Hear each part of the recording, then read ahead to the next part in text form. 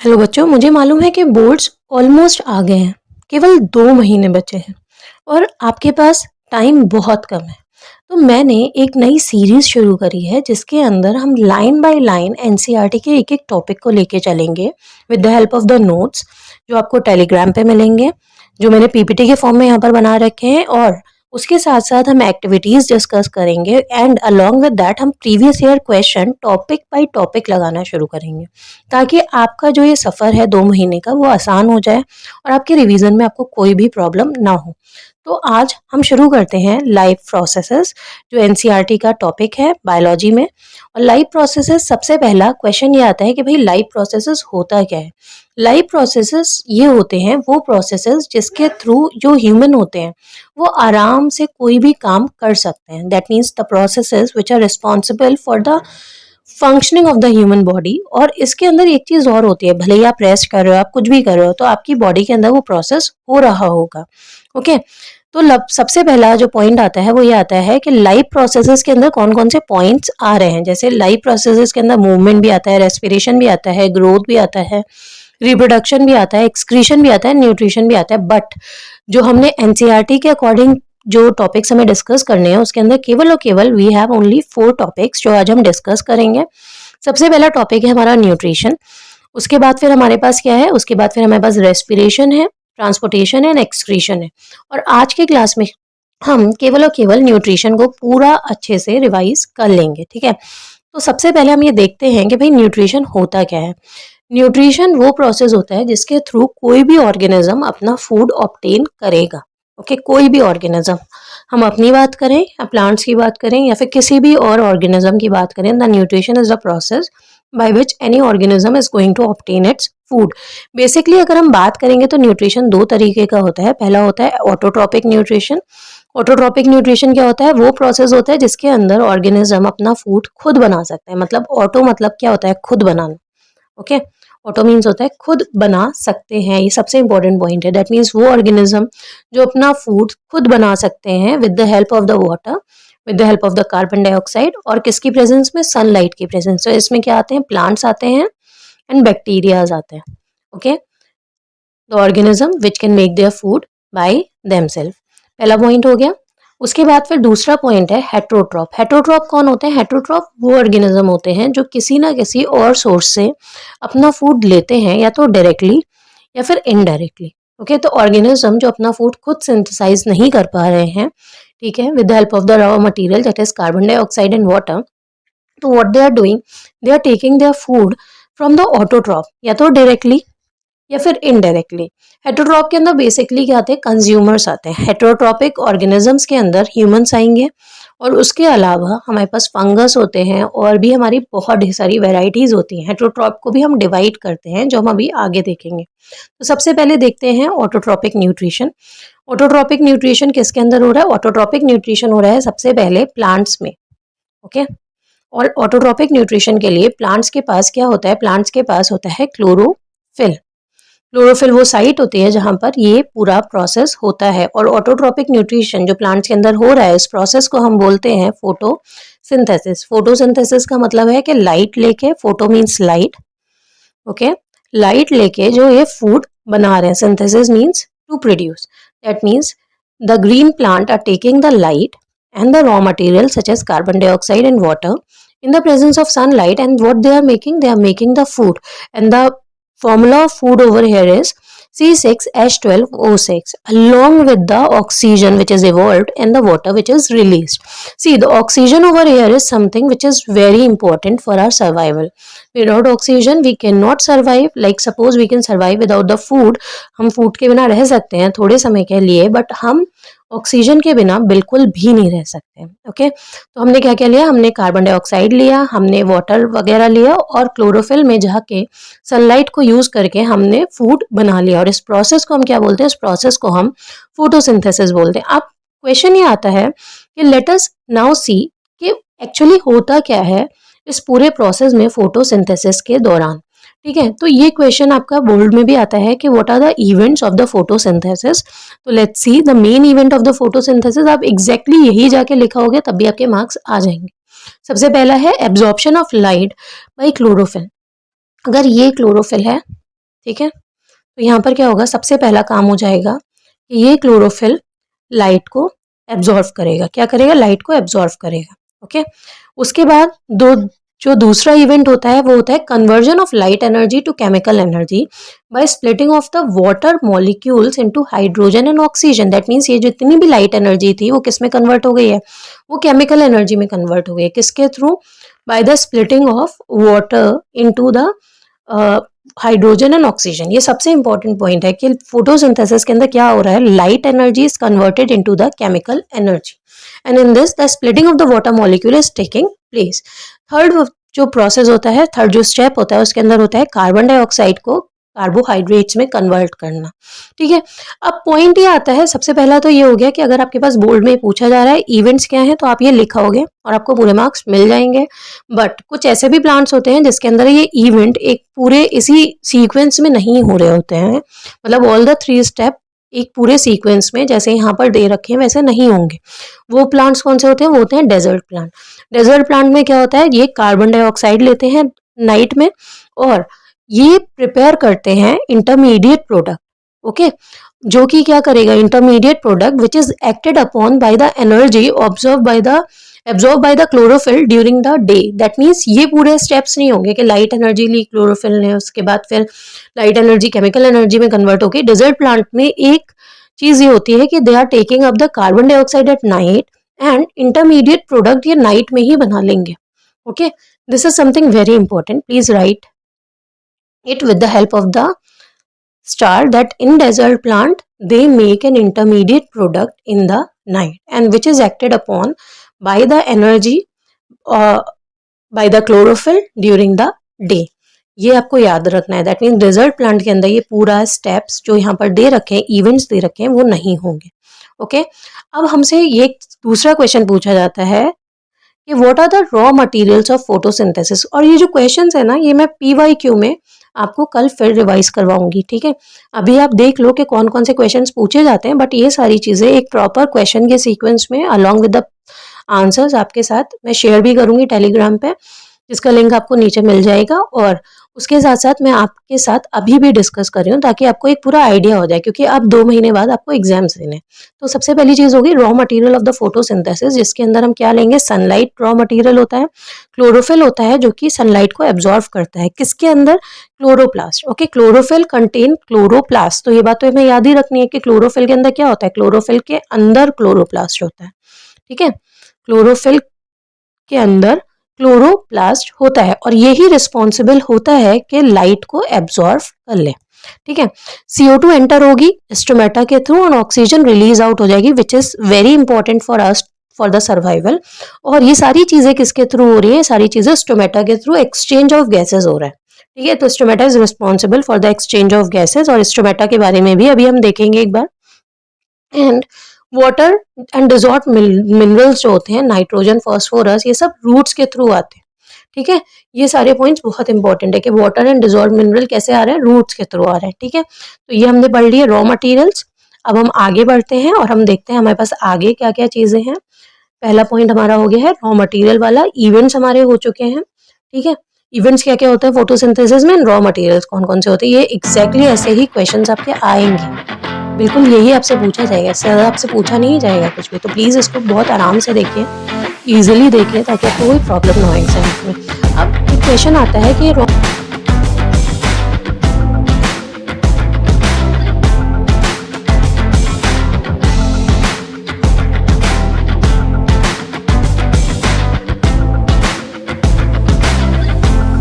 Through the xylem in roots, okay, by the process of osmosis. जो water है उसको हम ले रहे हैं फ्रॉम द सॉइल, ठीक है, into the roots. Okay. Xylem in the roots, जो जाइलम है रूट्स के अंदर एंड स्टेम के अंदर, किसके थ्रू? By the process of osmosis. तो क्वेश्चन ये आता है ऑस्मोसिस क्या होता है? ऑस्मोसिस होता है movement of water, movement water का कहाँ से? From its high concentration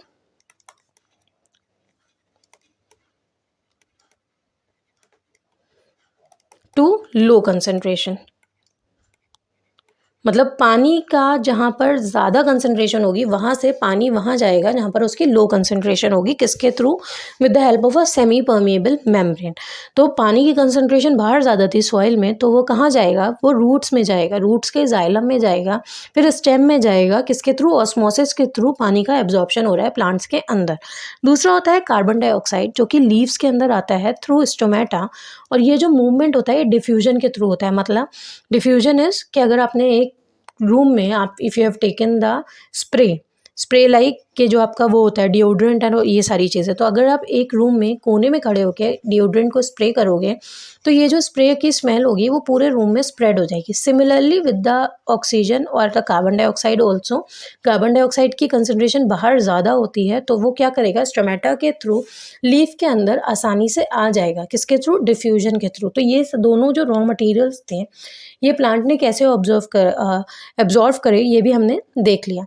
next है साइट ऑफ फोटोसिंथेसिस, मतलब कहाँ पर एग्जैक्टली हो रहा है फोटोसिंथेसिस। तो हमें मालूम है क्लोरोप्लास्ट के अंदर होता है। क्लोरोप्लास्ट कंटेन क्लोरोफिल, जो कि एसेंशियल होता है किसके लिए? फोटोसिंथेसिस के लिए।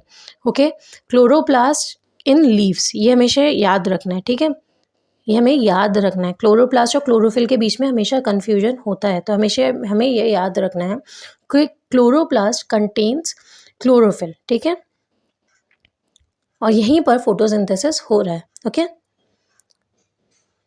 जिसके बारे में मैंने अभी आपको बताया भी था कि क्लोरोफिल के अंदर क्लोरोप्लास्ट नहीं है, ये क्लोरोप्लास्ट के अंदर क्लोरोफिल हो रहा है, ठीक है। क्लोरोप्लास्ट के अंदर क्या हो रहा है? क्लोरोप्लास्ट के अंदर क्लोरोफिल हो रहा है। नाउ अब हम नेक्स्ट पॉइंट पे बात करेंगे स्टोमेटा की।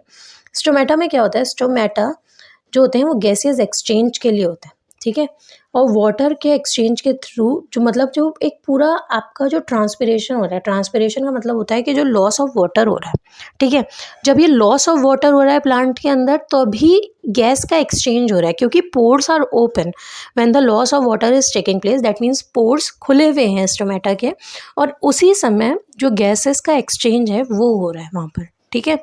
ठीक, तो अब क्या हो रहा है? Opening and closing of the stomata is there. तो opening and closing of the stomatal pore किसके थ्रू होता है? टर्जिडिटी के थ्रू होता है। ये जो ओपन और क्लोज हो रहे हैं किसके थ्रू हो रहे हैं? Turgidity of the glass guard cell. तो यहाँ पर अगर आप देखोगे ये स्टोमेटल पोर है और यहाँ पर क्या है? यहाँ पर गार्ड सेल है, ठीक है। तो अगर ये गार्ड सेल टर्जिड होंगे, टर्जिड मतलब ये फिल होंगे वाटर से, तो ये जो स्टोमेटा होगा ये खुल जाएगा, और स्टोमेटा जब ओपन हो जाएगा तो यहाँ से क्या हो जाएगा? यहाँ पर ट्रांसपिरेशन के थ्रू पानी बाहर जाएगा और जो कार्बन डाइऑक्साइड होगी वो अंदर आएगी और ऑक्सीजन बाहर चली जाएगी, ठीक है। Guard cell uptake the water from the surrounding, ये सारा जो गार्ड सेल है ये पानी लेते हैं सराउंडिंग से और ये टर्जिड हो जाते हैं, जिसकी वजह से स्टोमेटा ओपन हो जाता है। और जब ये वाटर जो हो जाता है, while the water is release, जैसे ही पानी ये निकल जाएगा वैसे ही गार्ड सेल कैसे हो जाएंगे? फ्लैसेट। फ्लैसेट का मतलब हो जाएगा कि पानी निकल जाएगा और ये श्रिंक हो जाएंगे, और जब ये श्रिंक हो जाएंगे तो ये जो पोर है स्टोमेटल पोर, ये क्या हो जाएगा? स्टोमेटल पोर क्लोज हो जाएगा। क्या हो जाएगा? स्टोमेटल पोर क्लोज हो जाएगा, ठीक है। जब ये फ्लैसिड हो जाएंगे तो स्टोमेटल पोर क्या हो जाएगा? स्टोमेटल पोर आपका क्लोज हो जाएगा। टर्जिड होंगे तो क्या हो जाएगा? स्टोमेटल पोर आपका गैसेज एक्सचेंज के लिए रिस्पॉन्सिबल होगा, जैसे ही फ्लैसिड होंगे स्टोमेटल पोर क्लोज हो जाएगा। Fine, so this is how the guard cell function. अब हम नेक्स्ट देखते हैं द इंपॉर्टेंस ऑफ फोटोसिंथेसिस। तो इंपॉर्टेंस क्या होती है फोटोसिंथेसिस की, हम उसे देखते हैं। इंपॉर्टेंस क्या है? ये मेन सोर्स है of obtaining the solar energy by different organism. मतलब जितने भी ऑर्गेनिज्म हैं वो सारी चीज़ें सोलर एनर्जी लेके जो ये फूड बना रहे हैं वो फोटोसिंथेसिस के थ्रू बनाएंगे। ग्रीन प्लांट अल्टीमेट प्रोड्यूसर्स होते हैं लिविंग सिस्टम में। मतलब अगर किसी भी सिस्टम में, इकोसिस्टम में ग्रीन प्लांट्स नहीं होंगे तो ये जो पूरा प्रोसेस है ये होगा ही नहीं, फूड बनेगा ही नहीं, तो वो सिस्टम सर्वाइव ही नहीं कर पाएगा। तो ग्रीन प्लांट अल्टीमेट प्रोड्यूसर होते हैं किसी भी लिविंग सिस्टम में। ग्रीन प्लांट क्या करते हैं? बैलेंस बनाते हैं ऑक्सीजन एंड कार्बन डाइऑक्साइड का, ठीक है। ये बहुत इंपॉर्टेंट है कि green plant are responsible for maintaining the balance of oxygen and carbon dioxide in the atmosphere. Okay, and green plant are the ultimate producer in the living system. That means इनके बिना पूरा system नहीं चलेगा, और ये जो oxygen बार बार निकाल रहे हैं एनवायरनमेंट में और कार्बन डाइऑक्साइड ले रहे हैं, ये ग्रीन प्लांट्स की वजह से ही हो रहा है, बिना इनके काम नहीं चलने वाला है, ठीक है। So these are the importance of the photosynthesis. अब हम आते हैं हेटरोट्रॉपिक न्यूट्रिशन पे।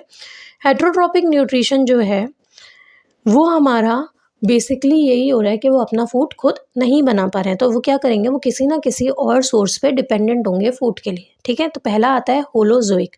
होलोजोइक वो ऑर्गेनिजम्स होते हैं जो या तो पूरा सॉलिड फूड ले लेंगे या लिक्विड लेंगे इनसाइड देयर बॉडी। जैसे कि हम होंगे, हम क्या कर रहे हैं, पिज़्ज़ा ले रहे हैं, हम पराठास ले रहे हैं, तो ये एक सॉलिड फॉर्म में जा रहा है हमारी बॉडी के अंदर, और फिर वो जो सॉलिड होगा वो स्मॉलर पार्टिकल्स में डिसोसिएट हो जाता है ना, वो स्मॉलर स्मॉलर पार्टिकल्स में टूट जाता है। ठीक है, हम लिक्विड ले रहे हैं, दैट मीन्स हम सॉलिड फूड ले रहे हैं। ठीक है, हम होलोजोइक में आते हैं। होलोजोइक में और भी एनिमल्स आते हैं जैसे अमीबा। ओके, सेप्रोफाइट्स क्या होते हैं, सेप्रोफाइट्स वो होते हैं जो न्यूट्रिशन ले रहे हैं from dead and decaying organic matter. Dead and decaying organic matter, जैसे कि आपने एक ब्रेड रख दी है, उसमें आपने क्या हो गया, अगर थोड़ा सा भी वाटर या मॉइस्चर आ जाएगा तो उसके अंदर फंगी ग्रो करना शुरू हो जाएगी, फंगस ग्रो करना शुरू हो जाएगी। ठीक है, तो ये क्या हो गए, ये वैसे ऑर्गेनिजम्स हो गए जो किसी भी डिके होते पे मटीरियल पे या डेड मटीरियल पे ग्रो करना शुरू कर देंगे, जैसे कि फंगस हो गए। पैरासाइट्स क्या होते हैं, वो ऑर्गेनिजम्स जो अपना फूड लेते हैं किससे, किसी भी होस्ट से, और फिर वो क्या करते हैं, वो ऐसे जी रहे होते हैं कि जैसे वो पैरासाइट के फॉर्म में किसी की भी बॉडी पे सर्वाइव करना शुरू कर देंगे। जैसे कि टेपवर्म हो गया जो हमारी स्टमक में आ जाता है और वो हमारे स्टमक से क्या करता है, फूड लेना शुरू कर देता है, हम होस्ट हो जाते हैं। या फिर हमारे if we have the leases also, lice, ठीक है, ओके, जू जिसे हम कहते हैं, ये सारी चीज़ें जो होती हैं वो क्या करती हैं, they are going to take up the food from the host. Okay, that means उन्हें होस्ट की ज़रूरत होगी अपने सर्वाइवल के लिए। ओके, नाउ अब हम आते हैं न्यूट्रिशन इन अमीबा। ये बहुत इंपॉर्टेंट है, इस पे क्वेश्चन आ चुका है। सबसे पहला आता है steps of the holozoic nutrition. तो सबसे पहला होता है इंजेशन। इंजेशन, ये जो स्टेप्स हैं ये कॉमन है अमीबा में भी और हमारे अंदर भी, तो हमें इसे याद करना है कि सबसे पहला पॉइंट क्या हो गया, इंजेशन। मतलब the process of taking in food is called ingestion. जो भी हम फूड ले रहे हैं उसे हम इंजेशन कहेंगे। ठीक है, उसके बाद क्या होगा, डाइजेशन। जो कॉम्प्लेक्स फूड सब्सटेंसेज हैं उनको जब हम छोटे मॉलिक्यूल्स में तोड़ेंगे उसे हम डाइजेशन कहेंगे। दैट मीन्स सिंपल मॉलिक्यूल जो ऑब्जर्व्ड हो रहे हैं बॉडी के थ्रू। ठीक है, जो भी कॉम्प्लेक्स मटेरियल है उसे जब हम छोटे पार्टिकल्स में तोड़ रहे हैं उसे हम डाइजेशन कह रहे हैं, क्योंकि सिंपल जो मॉलिक्यूल्स होंगे वो ही एब्जॉर्व होंगे बॉडी में, लार्ज पार्टिकल्स नहीं एब्जॉर्व हो पाएंगे। उसके बाद आ रहा है एब्जॉर्प्शन। एब्जॉर्प्शन क्या होता है, जितना भी डाइजेस्टिव फूड है जब हम उसको एब्जॉर्व कर लेंगे वो एब्जॉर्प्शन में आ जाएगा। फिर आ जाता है एसिमिलेशन। एसिमिलेशन मतलब क्या होता है, जितना भी डाइजेस्टेड फूड है वो जहाँ जहाँ पर रिक्वायरमेंट होगी उसकी एनर्जी के लिए, ग्रोथ के लिए, वहाँ वहाँ पर वो जाएगा। ठीक है, जहाँ जहाँ पर जिस जिस ऑर्गन को, जिस जिस सेल को ज़रूरत होगी उस फूड से एनर्जी लेने के लिए, तो वहीं पर वो जो फूड होगा वो सोर्स पे पहुँच जाएगा और वहाँ से वो जो ऑर्गन होगा या जो भी सेल होगी वो एनर्जी ले लेगी। इजेशन क्या होता है, the process of removing undigested food from the body, उसको हम इजेशन कहते हैं। मतलब जितना भी अनडाइजेस्टेड फूड होगा वो बॉडी से रिमूव हो जाएगा। ठीक है, उसको हम क्या बोलेंगे, इजेशन बोलेंगे। ठीक है, तो ये हमारे 5 स्टेप्स आराम से हो गए। सबसे पहला हो गया ingestion, digestion, absorption, assimilation and egestion. ये याद रख लेना है हमें कि इंजेशन मतलब फूड लेना, डाइजेशन मतलब जो कॉम्प्लेक्स मटेरियल थे उन्हें छोटे मटेरियल में तोड़ देना, एब्जॉर्प्शन मतलब कि जितना भी फूड है उससे हमने एब्जॉर्व कर लिया, एसिमिलेशन मतलब हम क्या करेंगे, डाइजेस्टिव फूड से हम एनर्जी लेंगे, और इजेशन मतलब हम सारे डाइजेस्टिव फूड से जो भी होगा, जो भी अनडाइजेस्टेड चीज़ें होंगी उसे हम बॉडी से निकाल देंगे। ठीक है, अब नेक्स्ट पे चलते हैं। ये क्वेश्चन आपसे पूछा जा चुका है कि न्यूट्रिशन इन अमीबा कैसे होता है। तो लेट्स सी, अमीबा फूड जो लेता है वो फिंगर लाइक एक्सटेंशन से लेता है। ठीक है, क्या होता है, ये अगर अमीबा है तो ये क्या करेगा, ये फूड लेगा with the help of the extension, finger like extension, यहाँ पर फूड आ जाएगा। और ये जो फिंगर लाइक एक्सटेंशन होते हैं इन्हें हम क्या बोलते हैं, सीडोपोडिया बोलते हैं, जिसके बारे में हम अभी देखते हैं डायग्राम में। और ये जो फूड लेने का प्रोसेस है इसे हम बोलेंगे एंडोसाइटोसिस। ओके, एंडोसाइटोसिस, फूड ले लिया, फूड को क्या करा, अंदर ले लिया अमीबा ने। अगर ये है फूड तो यहाँ से ये फूड पूरा फूड मॉलिक्यूल के थ्रू इसने ऐसे ले लिया। फिर क्या हो रहा है, फिर ये फूड अंदर चला गया, यहाँ पर आ गया, फाइन। और फिर क्या हुआ, फिर ये जो फूड होगा इसको ब्रेक डाउन करना अमीबा शुरू कर देगा। ठीक है, जब ये ब्रेक डाउन कर लेगा फिर क्या होगा, ब्रेक डाउन करने के बाद जितना भी एनर्जी ले सकता होगा वो इस फूड से वो ले लेगा साइटोप्लाज्म के अंदर, और जितना भी अनवांटेड चीज़ें होंगी, अनडाइजेस्टेड मटेरियल होगा, वो सारी चीज़ें सेल से ये थ्रू आउट कर देगा। दैट मीन्स अमीबा क्या कर रहा है, पहले फूड ले रहा है एंडोसाइटोसिस से और एनर्जी ऑब्टेन कर रहा है, और जितनी भी अनवांटेड चीज़ें, अनडाइजेस्टेड चीज़ें वो सेल से थ्रू आउट कर दे रहा है। तो देखिए ये है न्यूट्रिशन। तो सबसे पहला क्या हो रहा है, सबसे पहला हो रहा है कि जो फूड वैक्यूल बन रहा है, फूड वैक्यूल ने क्या करा है, यहाँ पर फूड पार्टिकल्स को ले लिया है, ठीक है, नॉट वैक्यूल सॉरी, फूड जो हमारा एपरेटस है, देखो यहाँ पर क्या बोला गया है इसमें ये बोला है फिंगर लाइक एक्सटेंशन, जिसको हम क्या बोलेंगे, फॉर्मिंग द फूड वैक्यूल ही सही था, ठीक है, sorry my mistake. Food vacuole क्या कर रहा है, ये फूड पार्टिकल को लेगा, जब ये फूड वैक्यूल फूड पार्टिकल को लेगा, ठीक है, ओके, अब फूड पार्टिकल को ले लिया, इसको हम क्या बोलेंगे, जो फिंगर लाइक एक्सटेंशन हो गया इसको हम बोलते हैं स्यूडोपोडिया, ये बहुत इंपॉर्टेंट है। वो किस प्रोसेस के थ्रू फूड लेगा, एंडोसाइटोसिस के थ्रू फूड लेगा, ठीक है। फूड जो हो जाएगा, फूड को फूड वैक्यूल ने फूड पार्टिकल्स को पूरी तरीके से अंदर ले लिया है, और उसके बाद जितना भी फूड है वो डाइजेस्ट हो जाएगा, ओके। डाइजेस्ट होने के बाद जो भी अनवांटेड चीज़ें होंगी वो एक्सक्रीट हो जाएंगी, ठीक है। This is how the digestion take place in the amoeba, इसी तरीके से पूरा डाइजेशन हो रहा है अमीबा के अंदर, ठीक है। कोई प्रॉब्लम तो नहीं है, समझ में आ चुका है ना। अगर कोई भी इशू हो, इफ़ यू वांट मी कि मैं इसके ऊपर कुछ और समझाऊँ आपको, तो आप डाल सकते हो कमेंट बॉक्स में। अब नेक्स्ट आ रहा है हमारा न्यूट्रिशन इन ह्यूमन बींग्स, ये बहुत इंपॉर्टेंट है। ह्यूमन के अंदर जो डाइजेस्टिव सिस्टम होता है, तो आपसे ये पूछा जाता है कहाँ से क्या है, ठीक है। तो सबसे पहले स्टार्ट हो रहा है माउथ से, और कहाँ जाएगा, एनस तक जाएगा, ये पूरा हमारा एलिमेंट्री कैनाल है, ठीक है।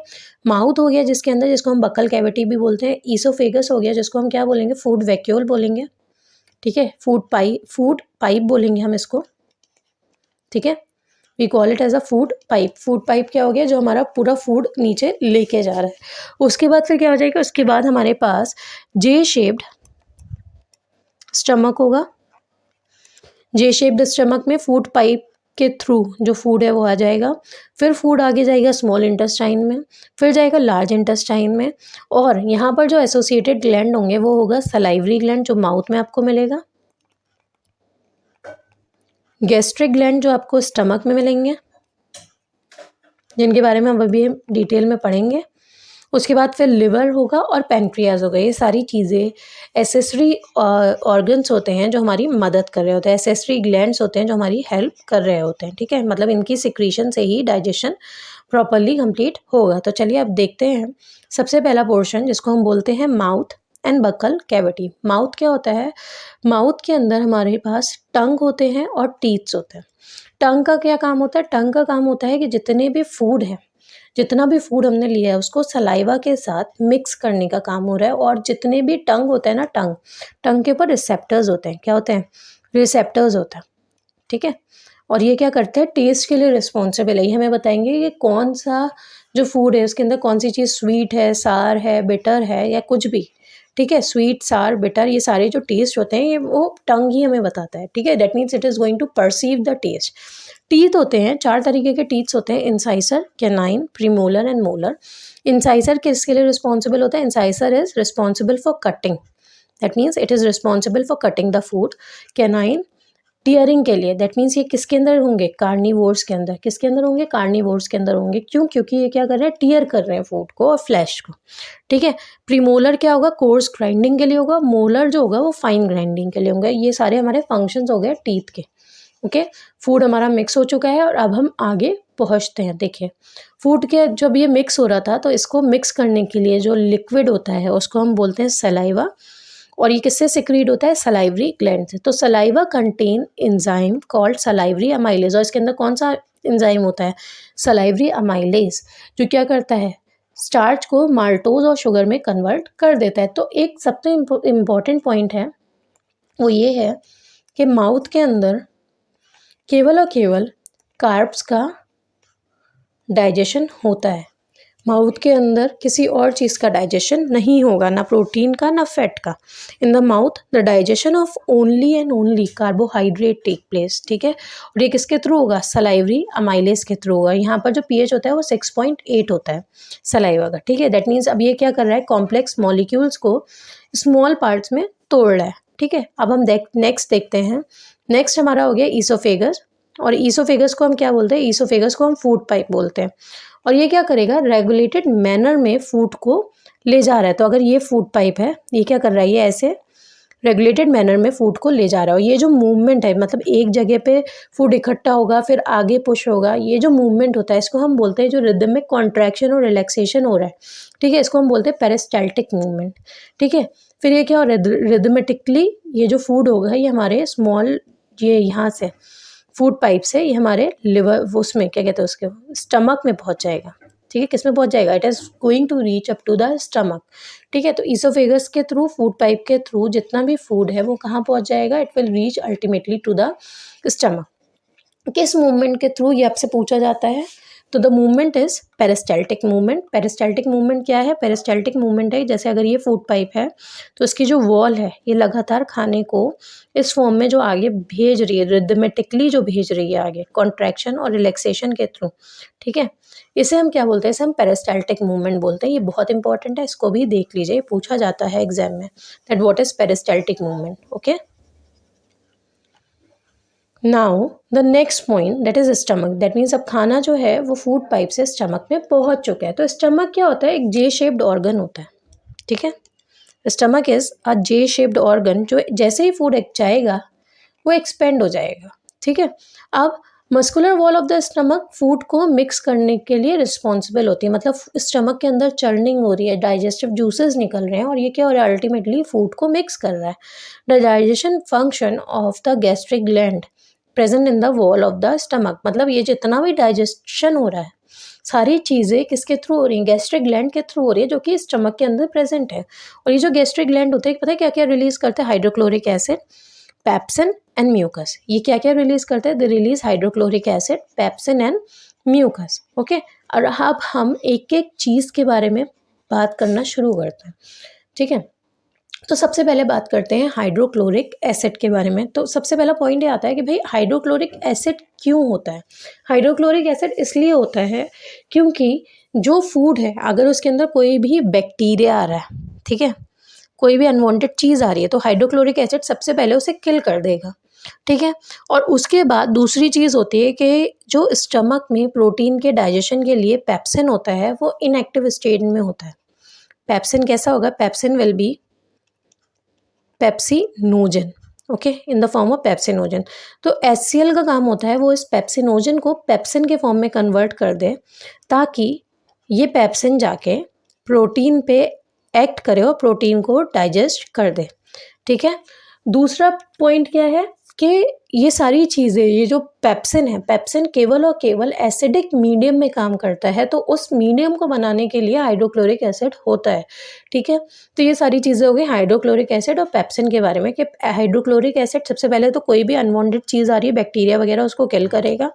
दूसरा जो पॉइंट है वो ये है कि पेप्सिनोजन को एक्टिवेट करने का काम करेगा और मीडियम को क्या बनाएगा, मीडियम को एसिडिक बनाएगा, ताकि पेप्सिन काम कर सके। इसके ऊपर भी क्वेश्चन पूछा जाता है कि अगर पेप्सिन हमने बिना हाइड्रोक्लोरिक एसिड के थ्रू लिया है किसी भी टेस्ट ट्यूब में, तो क्या वो डाइजेशन करेगा, नहीं, वो नहीं डाइजेशन करेगा, क्योंकि पेप्सिन तभी वर्क करता है जब मीडियम एसिडिक होता है। अब क्वेश्चन ये आता है कि अगर मीडियम एसिडिक है स्टमक के अंदर, अगर हमारे पास एसिडिक मीडियम है, ठीक है, ये स्टमक है अगर, और इसके अंदर हमारे पास क्या है, इसके अंदर हमारे पास एसिडिक मीडियम है, तो स्टमक की वॉल्स को प्रोटेक्ट कैसे हम करेंगे इस HCl से। तो इसके लिए हमारे पास आंसर है कि स्टमक की वॉल में म्यूकस की लाइनिंग बहुत थिक होती है। कैसी होती है, बहुत ज़्यादा थिक होती है म्यूकस की लाइनिंग, ताकि वो स्टमक को प्रोटेक्ट कर सके, ठीक है, फ्रॉम द HCl। ये भी क्वेश्चन के फॉर्म में आपसे पूछा जाता है, that why the stomach has a thick lining of mucus. तो in order to protect the inner lining of the stomach, the mucus is thick, ठीक है। नेक्स्ट वन इज पेप्सिन, जो ब्रेक डाउन कर रहा है प्रोटीन को, and HCl जो कि मीडियम को एसिडिक बना रहा है। तो ये सारी चीज़ें गैस्ट्रिक ग्लैंड सिक्रीट कर रहे हैं गैस्ट्रिक जूस। तो गैस्ट्रिक जूस के बारे में अगर आपसे पूछा जाएगा तो आप बताओगे कि it contain pepsin, it contain HCl and it contain mucus. Pepsin, HCl and mucus, और सारी चीज़ों के फंक्शन अब आपको समझ में आ ही गए होंगे कि पेप्सिन क्या करता है, ब्रेक डाउन करता है प्रोटीन को, HCl क्या करता है, मीडियम को एसिडिक बनाता है, और म्यूकस क्या कर रहा है, inner lining of the stomach पे है, मतलब म्यूकस प्रोटेक्ट कर रहा है HCl से, ओके, तभी ये स्टमक के अंदर है, ओके। नाउ स्मॉल इंटेस्टाइन पे आते हैं। अब फूड क्या हो गया, फूड हमारा स्टमक से आगे जाता है तो स्मॉल इंटेस्टाइन में कौन से पार्ट में आएगा? डिओडेनम में, ठीक है। डिओडेनम में हमारा फूड आएगा। डिओडेनम में क्या होगा? डिओडेनम में हमारे पास सिक्रीशंस आएंगी। मतलब सबसे पहली चीज़ थी कि फूड एसिडिक था, तो उसको एसिडिक को एल्कलाइन बनाने के लिए हमारे पास एक सिक्रीशन आएगी जिसको हम बोलेंगे बाइल जूस। और ये बाइल जूस कहाँ से सिक्रीट होता है? बाइल जूस आपका सिक्रीट होता है लिवर से, और ये स्टोर होता है कॉल ब्लैडर में, ठीक है।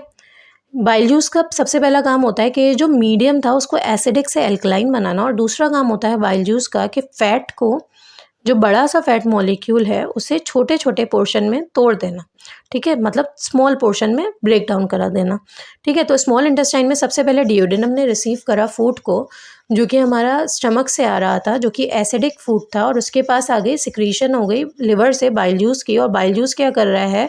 वो जितना भी एसिडिक मीडियम है उसको एल्कलाइन कर देगा, ठीक है। और बाइल जूस क्या करेगा? बाइल जूस जो होगा वो हमारा जो स्टमक में फैट होगा, ठीक है, स्टमक से जो फैट आ रहा होगा उसको बड़े मॉलिक्यूल्स को छोटे पार्टिकल्स में तोड़ना शुरू कर देगा, ठीक है। तो सबसे पहले अगर हम स्टमक की बात करेंगे, देखिए यहाँ पर हम बात करते हैं इंटेस्टाइनल जूसेस के बारे में, अभी हम थोड़ी देर में डिस्कस करते हैं कि from the stomach the food now enter the small intestine. कहाँ पर आ गया? डिओडेनम में, ये लिख लो आप लोग, डिओडेनम में आ गया। ये लॉन्गेस्ट पार्ट होता है एलिमेंट्री कैनाल का, जो कि हम कॉम्पैक्टली जो होता है कॉइल करके इसको रखते हैं। The length of the small intestine various organism में डिफर करती है depending on the food they eat. Herbivores जो कि ग्रास को ईट करते हैं उनका स्मॉल इंटेस्टाइन लॉन्गर होता है। क्यों? क्योंकि उनके अंदर सेलुलोज का डाइजेशन होता है। क्यों? क्योंकि उनके अंदर सेलुलोज का डाइजेशन होता है, ठीक है। और जो मीट ईटिंग होते हैं उसके अंदर क्या होता है? स्मॉल इंटेस्टाइन होता है। ये बहुत इंपॉर्टेंट पॉइंट है ये भी, कि why the herbivores have the longer intestine, because they are digesting cellulose, और सेलुलोज को डाइजेस्ट करने के लिए टाइम लगता है। That's why the herbivores have the longer intestine. Whereas जो मीट ईटर होते हैं, जैसे हम जिनको हम कार्निवोर्स बोलते हैं, उनका स्मॉल इंटेस्टाइन स्मॉल होता है as compare to the herbivores. तो ये चीज़ हमें याद रखनी है, ओके। नेक्स्ट वन हमारा हो गया, देखिए सबसे पहली चीज़ मैंने बताया था स्मॉल इंटेस्टाइन से फूड आ चुका है। स्मॉल इंटेस्टाइन में लिवर की सिक्रीशन होगी। लिवर क्या करेगा? बाइल को सिक्रीट करेगा, जो कि स्टोर होगा गॉल ब्लैडर में। ये भी एक इंपॉर्टेंट पॉइंट है। बाइल क्या करेगी? एसिडिक मीडियम को एल्कलाइन में कन्वर्ट करेगा। ये भी एक इंपॉर्टेंट पॉइंट है। बाइल जूस जो होगा वो लिवर के अंदर, फ्रॉम द लिवर, ये क्या करेगा? एक्ट करेगा फैट्स के ऊपर। ये भी बहुत इंपॉर्टेंट है। Fats present in the small intestine जो लार्ज ग्लोब्यूल्स में होंगे, एंजाइम्स के एक्शन में छोटे छोटे पार्टिकल्स में टूट जाएंगे, ताकि एंजाइम्स आराम से एक्ट कर सके उन पे, ठीक है। किसके थ्रू? बाइल जूस के थ्रू। बाइल सॉल्ट्स ब्रेक डाउन करेंगी स्मॉलर ग्लोब्यूल्स को, ताकि एंजाइम का एक्शन और अच्छे से हो सके। ये एक एक पॉइंट मैंने तभी आपके लिए लिखा है क्योंकि ये सारे पॉइंट्स बहुत इंपॉर्टेंट है। मतलब every single point is very important, so I am going to provide them in the form of the notes also, ठीक है। तो सबसे पहली जो सिक्रीशन आ गई है वो हमारा क्या होगा? सबसे पहले हमारे पास आएगा पेनक्रियाटिक जूस, ठीक है। बाइल आ गया, बाइल के बाद हमारा आएगा पेनक्रियाटिक जूस। तो वो क्या करेगा? पेनक्रियाटिक जूस के अंदर डाइजेस्टिव एंजाइम्स होंगे, जो कि ट्रिप्सिन जो होगा वो प्रोटीन को डाइजेस्ट कर देगा पेप्टोन्स में, और लाइपेज क्या करेगा? फैट को ग्लिसरॉल में कन्वर्ट कर देगा, ठीक है।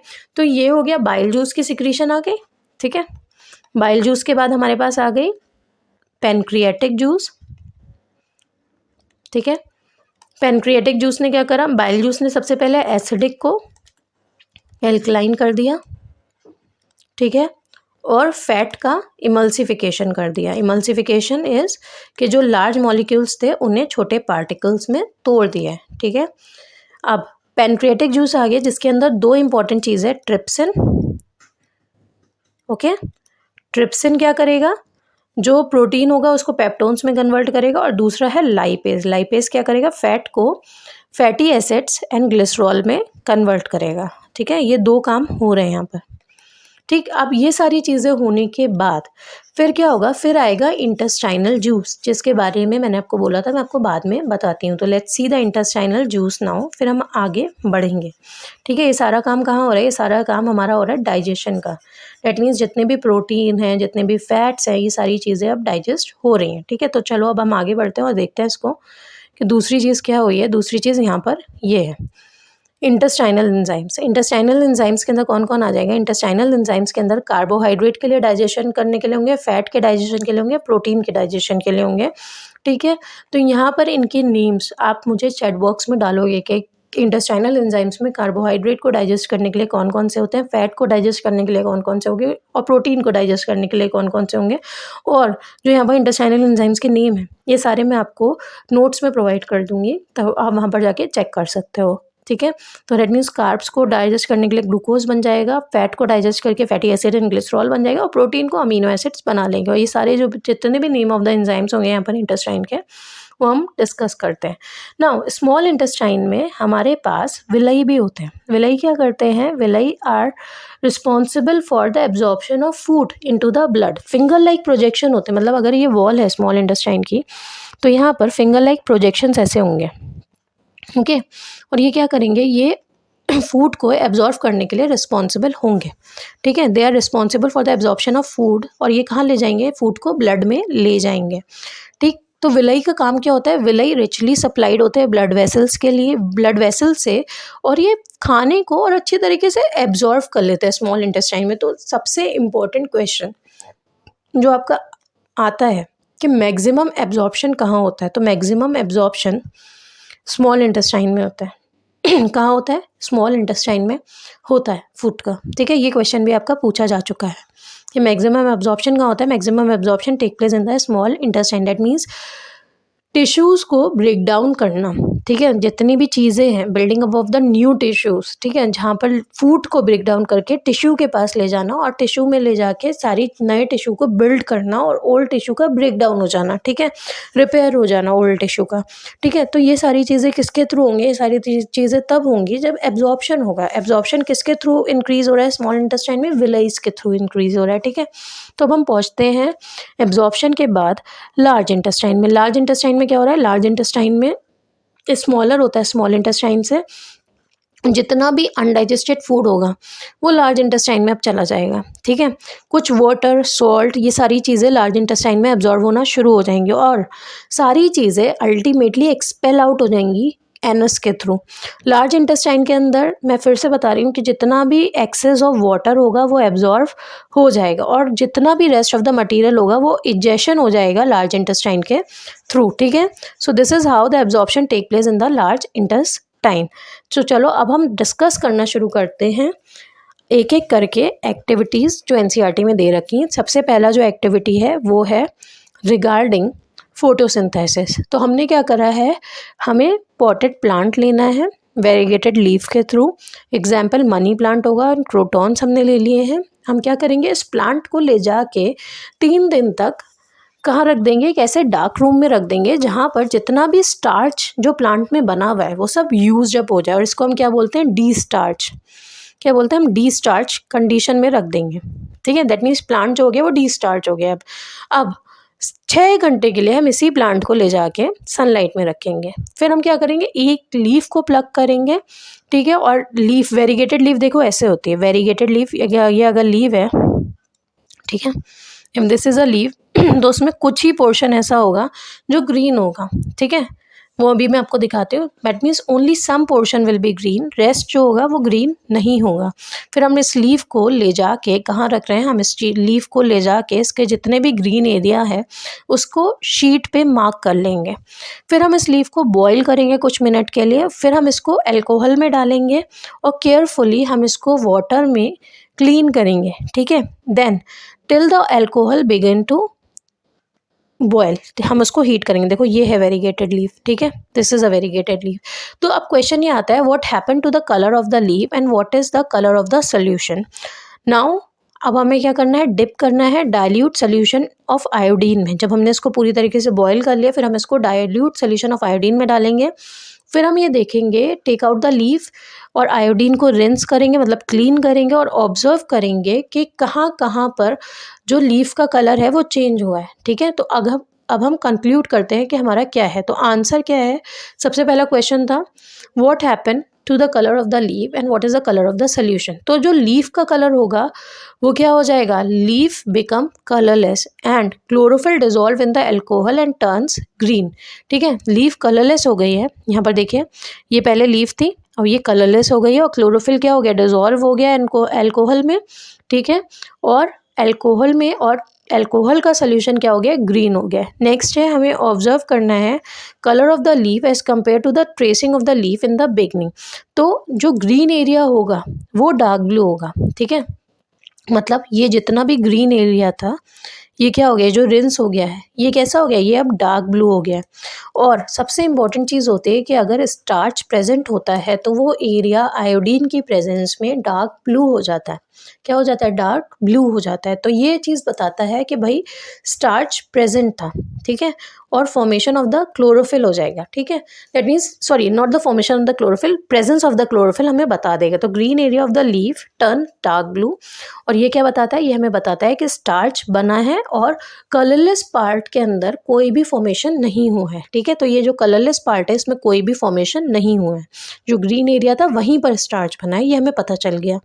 नेक्स्ट में आ रहा है what do we conclude, what can you conclude about the presence of the starch in the various area of the leaf। तो green colour of the leaf केवल और केवल स्टार्च का प्रेजेंस बताएंगे, कलरलेस पार्ट के अंदर कोई भी फॉर्मेशन नहीं हुआ है, ठीक है। तो ये जो ब्लू ब्लैक कलर आया है, ठीक है, डार्क ब्लू ब्लैक जो हमारा कलर आ गया है ये किसके थ्रू आया है हमारा, ये हमारा आया है केवल और केवल स्टार्च की वजह से, क्योंकि स्टार्च जो होता है वो आयोडीन की प्रेजेंस में क्या कर लेता है, डार्क ब्लू कलर बना लेता है, ठीक है।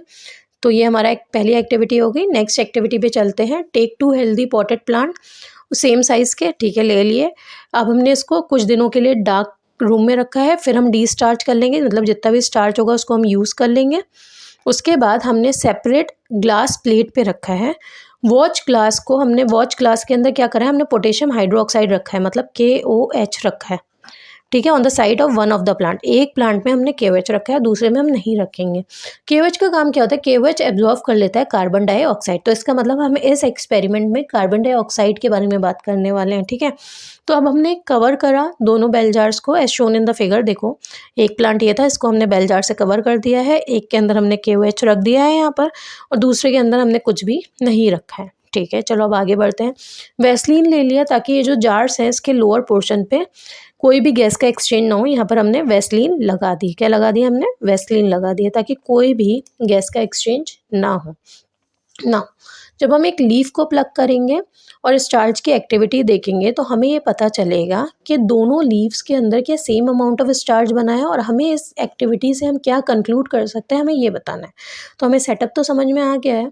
तो सबसे पहले हम ये देखेंगे, do both the leaf show the presence of the same amount of starch. नहीं, किस में नहीं होगा, क्योंकि यहाँ पर जो KOH होगा ये कार्बन डाइऑक्साइड को एब्जॉर्व कर लेगा। जब ये KOH कार्बन डाइऑक्साइड को एब्जॉर्व कर लेगा, ठीक है, तो यहाँ पर क्या होगा, यहाँ पर फोटोसिंथेसिस नहीं होगी, ठीक है। तो अब देखते हैं what can you conclude from this activity, the amount of the carbon dioxide affect the process of the photosynthesis. तो हम ये बता सकते हैं कि जितना भी कार्बन डाइऑक्साइड होती है, कार्बन डाइऑक्साइड नेसेसरी होती है फोटोसिंथेसिस के लिए, क्योंकि जो सेकेंड वाला होगा पॉट, इसमें जो होगा फोटोसिंथेसिस शो होगा, स्टार्च का टेस्ट शो होगा, वेरस फर्स्ट पॉट में शो नहीं होगा। क्यों, क्योंकि कार्बन डाइऑक्साइड एब्जॉर्व होगी। तो इससे हम ये कंक्लूड कर सकते हैं कि कार्बन डाइऑक्साइड ज़रूरी होती है फोटोसिंथेसिस के लिए। अब हम आते हैं नेक्स्ट एक्टिविटी पे, एक्टिविटी 6.3। इसके अंदर हमने 1 ml ऑफ स्टार्च सोल्यूशन लिया है 2 टेस्ट ट्यूब में, A एंड B में। इसके अंदर हम क्या करेंगे, सलाइवा डालेंगे टेस्ट ट्यूब A में, ठीक है, और leave the test tube undisturb for 20 to 30 minutes, ठीक है। Now add a few drop of dilute solution to these test tube, ठीक है। दोनों टेस्ट ट्यूब में हमने डाइल्यूट सोल्यूशन डाला। पहले में हमने सलाइवा डाल दिया, पहले में हमने क्या कर दिया है, सलाइवा डाला है, और दूसरे में हमने सलाइवा नहीं डाला है, ठीक है। पहले में फिर हमने क्या करा, हमने आयोडीन सोल्यूशन डाला, ठीक है, दोनों में।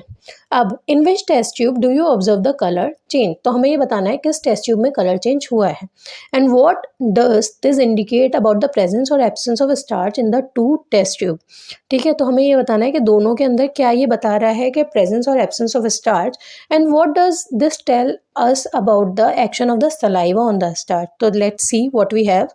सबसे पहला क्या हो गया, जो टेस्ट ट्यूब के अंदर कलर चेंज आएगा वो ऑब्वियस सी बात है वो B के अंदर आएगा। क्यों आएगा, 1 ml of test saliva in test tube A and leave both the test tube undisturb, ठीक है। तो पहले वाले के अंदर क्या आएगा, कलर चेंज नहीं आएगा, और दूसरे वाले के अंदर कलर चेंज आएगा। तो अब हम इससे क्या कंक्लूड करते हैं, what does this indicate about the presence और एब्सेंस ऑफ स्टार्च। देखो टेस्ट ट्यूब A के अंदर स्टार्च नहीं बचेगा। क्यों? क्योंकि वो सलाइवा के थ्रू डाइजेस्ट हो जाएगा। हमें मालूम है कि सलाइवरी अमाइलेज क्या करता है, स्टार्च को डाइजेस्ट करता है, वेरस टेस्ट ट्यूब बी के अंदर स्टार्च रह जाएगा। इसकी वजह से जो टेस्ट ट्यूब बी होगा वो कलर चेंज देगा आयोडीन के साथ। ठीक है, now what does this tell us about the saliva on starch? ये हमें ये बता रहा है कि सलाइवा इन द स्टार्च को कन्वर्ट कर देता है into the product such as maltose sugar, where जो टेस्ट ट्यूब बी होगा उसके अंदर कोई भी चेंज नहीं होगा। ठीक है ना? So this indicate that the saliva is responsible for the digestion of the starch. ठीक है, so this is all about the today's class, and in the next class I already have the previous year question which we are going to discuss in the next class. ठीक है, thank you so much and bye bye. thank you for your cooperation. Bye bye. और अगर कोई भी issue हो, अगर आप चाह रहे हो कोई चेंज करना, तो आप मुझे बता सकते हो in the comment box below, और आपको टेलीग्राम का जो लिंक होगा वो भी आपको मिल जाएगा।